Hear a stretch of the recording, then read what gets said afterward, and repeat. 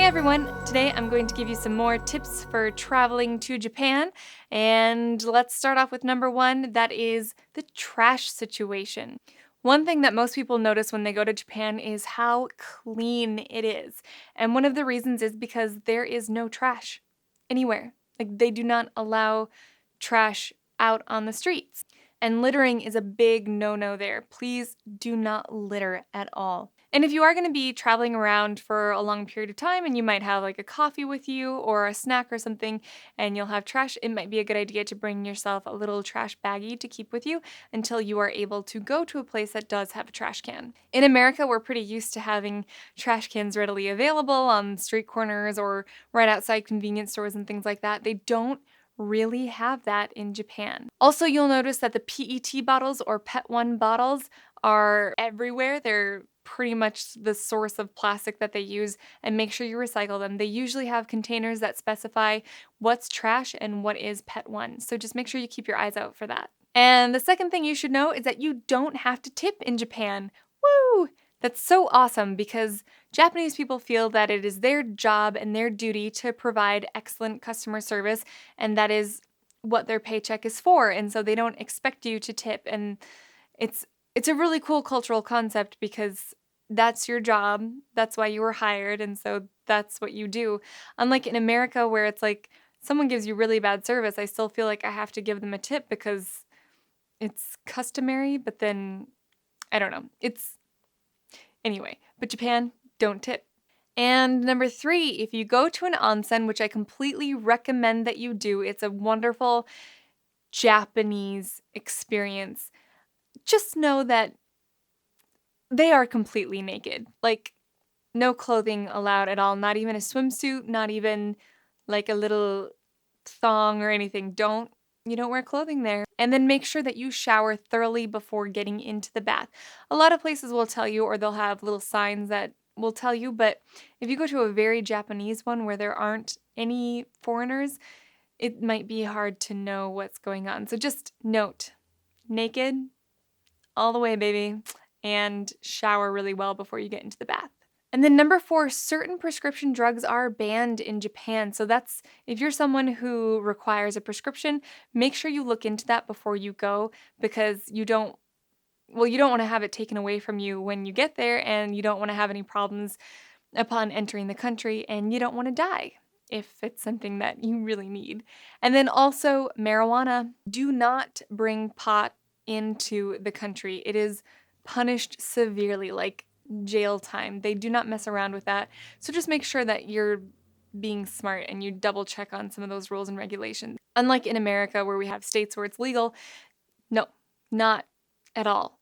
Though, if you go to Harajuku, it's odd because you will smell it and you might see people actually smoking it. So if you need it, you could risk your entire vacation and go there and see if you can get some, but I definitely wouldn't recommend doing that because they will deport you, basically. Number five is feminine products and other general toiletries are difficult to come by, and if you do come by them, they are expensive. So ladies, that's something to keep in mind if it's going to be that time of the month while you are traveling. Sorry, that totally sucks, but you want to make sure that you are prepared with the right products in your bag when you get there. Also, things like deodorant and some lotions and just different things that we might take for granted finding at the grocery store or convenience stores or whatever aren't necessarily readily available, and they might cost quite a bit more. So just be prepared. If you have something you love, bring it with you. Number six, expect to see a lot of raw foods and feel safe if you decide to eat them. Japan is known to have raw fish, which we know is sushi, but they also have raw beef, raw eggs, and raw horse meat, of all things. But they're not strange in Japan, and to have them, it is very safe. Japan has high standards on their food safety, so you can feel comfortable eating them. I mean, obviously, if you go into a place and it looks really sketchy and nothing in the place looks clean, don't eat there, but also don't get anything raw. But for the most part, you should be really okay. Japan is a very safe place for eating, and everything else pretty much. For all you shopaholics, please note that the Japanese people are very small people, and if you are from a Western country like me, where the average size is 5'7", or you could be taller like I am, you might have problems finding sizes there. I wear a size small in US, but if I go to Japan, I wear an extra large. If not bigger, depends on the store. And often things will not be long enough if you are a tall person. And same with shoes. If you have a larger than size 8 foot for women and then maybe a size 9 for men, it's going to be really hard for you to find shoes. So just be prepared for that. And if you're a small person and you're petite, not going to have any problems. Good on you.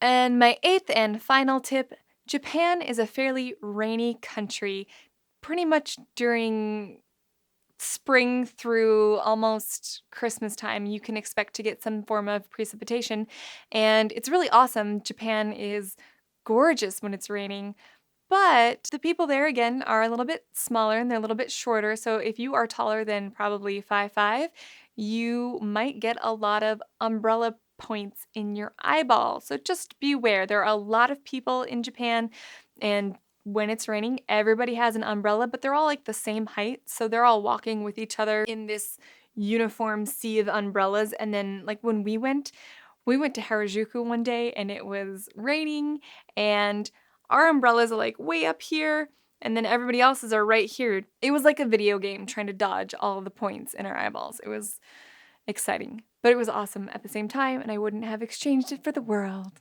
So thank you so much for watching. If you have any questions, definitely leave them below in the comments.